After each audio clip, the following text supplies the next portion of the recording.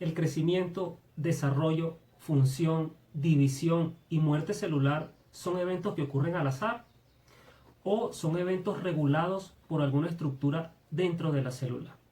De eso hablaremos hoy. Bienvenidos a Oncofast, videos académicos sobre el cáncer. Comencemos. El origen de la vida, la célula, parte 2. El núcleo es la organela celular que contiene el material genético de la célula. Este material genético está empaquetado en estructuras que se conocen como cromosomas, constituidos fundamentalmente por la doble hélice del ADN, el ácido desoxirribonucleico. Segmentos de este ADN forman o constituyen los genes, las unidades básicas de la herencia. El núcleo está delimitado por lo que se conoce como la membrana nuclear, es decir, un sistema de membrana constituida por una doble bicapa lipídica con poros amplios que regula la salida de moléculas desde el núcleo hacia el citoplasma y viceversa. El cuerpo humano está constituido por alrededor de 100 billones de células. Estas células pueden clasificarse en dos tipos principales. Las primeras son las células somáticas, que son aquellas que constituyen todos los tejidos y órganos del individuo. Por ejemplo, las células que constituyen el cerebro, corazón, pulmones, hígado, riñón, intestino, etc.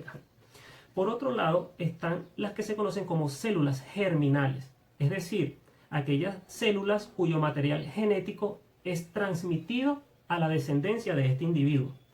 Que si el individuo es mujer, su célula reproductiva o germinal serán los óvulos, y si es varón, su célula reproductiva o células germinales serán los espermatozoides. Ahora bien, cuando un espermatozoide se une con un óvulo, ocurre el proceso que se llama o se conoce como fecundación. Estas células germinales son haploides, es decir, que su material genético está comprendido en 23 cromosomas.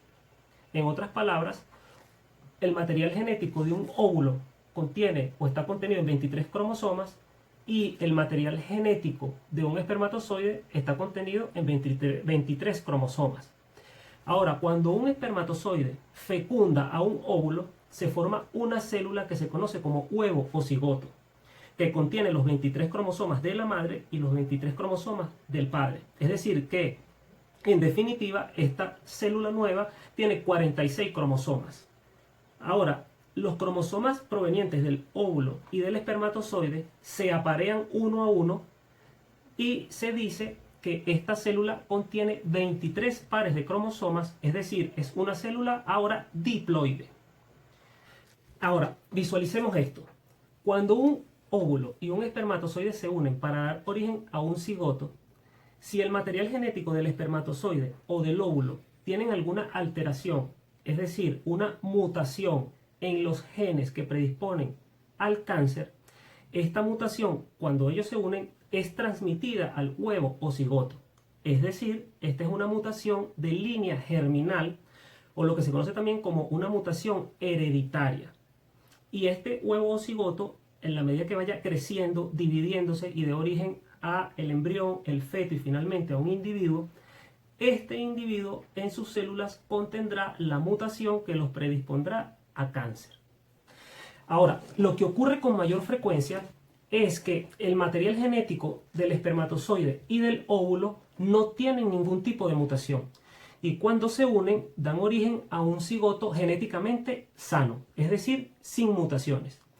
Este cigoto comienza a dividirse dando origen a múltiple cantidad de células que van a formar un embrión, luego un feto y finalmente un bebé que crecerá hasta su forma adulta.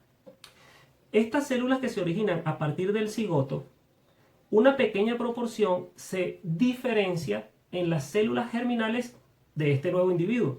Si este nuevo individuo va a ser varón, sus células se diferenciarán hacia células germinales tipo espermatozoide. Al contrario, si va a ser hembra, se diferenciarán hacia óvulos.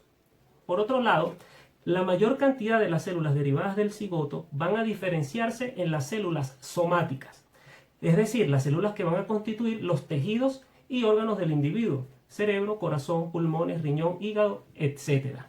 Ahora, ¿qué sucede? A medida que el individuo va creciendo, se va exponiendo a distintos factores de riesgo, los factores de riesgo epigenético de los que hablamos en el primer video, como por ejemplo la exposición a la radiación ultravioleta, el alcohol, el tabaco, el asbesto, etc. Al exponer sus células somáticas a estos factores de riesgo, pueden desencadenar mutaciones en el material genético de estas células, lo que por supuesto lo predispone a padecer cáncer. Es decir, que un individuo o las células somáticas de un individuo pueden desarrollar un cáncer por mutaciones adquiridas en el transcurso de su vida. Un dato importante entonces, las mutaciones somáticas o adquiridas, este individuo no puede transmitirlas a su descendencia. Ok, revisemos ahora en qué momentos de la actividad celular las mutaciones aprovechan para expresarse y producir cáncer en un individuo. Partamos de lo siguiente. De todas las sustancias o moléculas que se sintetizan dentro de la célula, las que se producen con mayor proporción son las proteínas, porque las proteínas están implicadas en prácticamente todas las actividades celulares, ya sea desde el punto de vista estructural como desde el punto de vista funcional en términos de movimiento, comunicación, hormonales, inmunológicos, de contractilidad, neurotransmisión, etc. Es decir, sin proteínas no hay actividad celular posible. Ahora, la información para la producción de las proteínas está dentro del ADN. De aquí la premisa, un gen, una proteína. Esta premisa, un gen, una proteína, deriva del dogma central de la biología celular, el cual establece que la información genética que se encuentra en el ADN está codificada en cada uno de los genes que lo forman.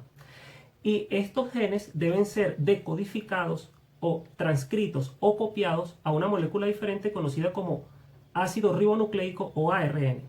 Esta molécula tiene la capacidad de salir del núcleo de la célula hacia el citoplasma y acoplarse con ribosomas, quienes se encargan de traducir la información que trae el ARN y convertirla en secuencias de aminoácidos que cuando se unen forman una proteína. ¿Se dan cuenta de la catástrofe que puede significar una alteración o mutación de un gen que dé lugar a una proteína no apta para la función celular? Veamos esto con un ejemplo. Las células somáticas del organismo pueden enfermarse, pueden envejecer, pueden morir. Y el espacio que ellas ocupaban debe ser sustituido por una célula igual a ella. Entonces, las células que están alrededor, que son del mismo tejido del que ésta provenía, activan su mecanismo de división celular conocido como ciclo celular. Y de esta manera, una célula de ese tejido se divide en dos células idénticas para sustituir el espacio de la que murió y la del espacio de la propia célula que se dividió para hacer la sustitución. En este punto, el tejido mantiene la cantidad de células que lo forman de manera constante para cumplir su función sin ningún problema. El problema se presenta cuando la célula que se va a dividir para dar origen a una célula y ocupar el espacio de la que murió, el material genético tiene una mutación.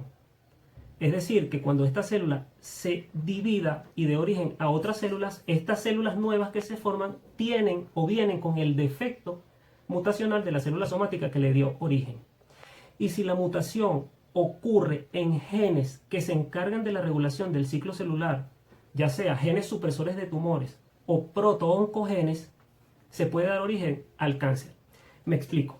Los genes supresores de tumores son aquellos genes que dan origen a proteínas como por ejemplo la proteína P53, conocida como el guardián del genoma, que se encarga de regular el ciclo celular. Es decir, vigila que se dé de manera correcta, si hay alteraciones la repara y si no es reparable la alteración en el ciclo celular, envía a esa célula que se está produciendo de manera errada hacia la apoptosis. Por otro lado, los protooncogenes son genes que codifican para proteínas que activan o son iniciadoras del ciclo celular, es decir, promueven el ciclo celular, pero responden a los mecanismos de regulación ordenados por los genes supresores de tumores. Ahora, cuando se muta un protooncogen, se da origen a un oncogen, es decir, genes que promueven la activación permanente, constante del ciclo celular, escapando a los mecanismos de control regulatorios del ciclo celular, lo que también puede dar como consecuencia la aparición del cáncer. ¿Vieron? La vida no es solo átomos, moléculas, organelas, estructuras subcelulares. La vida es la integración perfecta de cada una de ellas, representada en su unidad básica, la célula. Ahora, ¿existirá un nivel superior al nivel de organización celular? De eso les hablaré próximamente. No olviden suscribirse al canal y compartir esta información con otros. Les habló el Dr. José Manuel García y nos vemos en el próximo video.